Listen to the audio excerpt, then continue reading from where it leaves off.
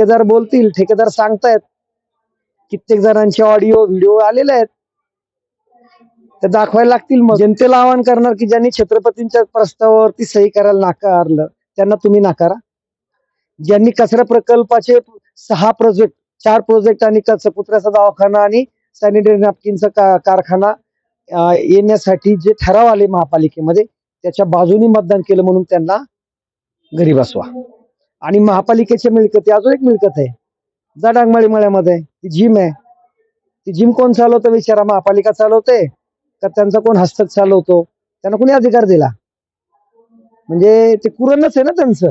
गेली 6 वर्ष झाले ते जिम चालवत आहेत आणि कित्येक लोकांनी त्याचा हे घेतलेला आहे, लाभ घेतलेला आहे, गैरवापरच केला. महापालिकेचे अधिकारी शांत बसतात सत्ताधाऱ्यांच्या पुढं. तक्रारी गेलेल्या आहेत, हातबल आहेत, सत्ता इथून तिथून वर त्यांची आहे ना. मग त्यांनी त्याचं विचारा त्यांना जाब की ते हॉलचं भाडं घेतं की नाही, ते महापालिकेमध्ये भरता का, त्याची पावती आली का, पावती दाखवावी. जिमची पावती, त्या टेंडर ग्राहकाने ज्याचं टेंडर त्याला मिळाली का? टेंडरच नाही झालं महाराज, टेंडरच नाही झालं तर मग काय? म्हणजे हा सगळा भ्रष्टाचार आहे, भ्रष्टाचाराचा महामेरू आहे.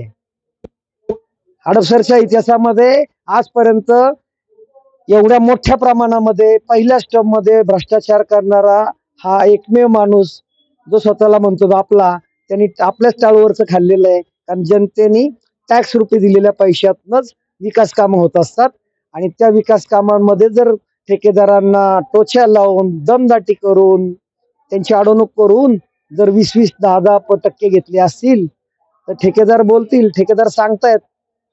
कित्येक जणांचे ऑडिओ व्हिडिओ आलेले आहेत, ते दाखवायला लागतील. मग आणि त्यांनी केलंय म्हणून ते गप्प आहेत, म्हणून ते विकासाच्या बाता मारतात. हो झाला विकास, पण तो 20% खिशात गेला ना.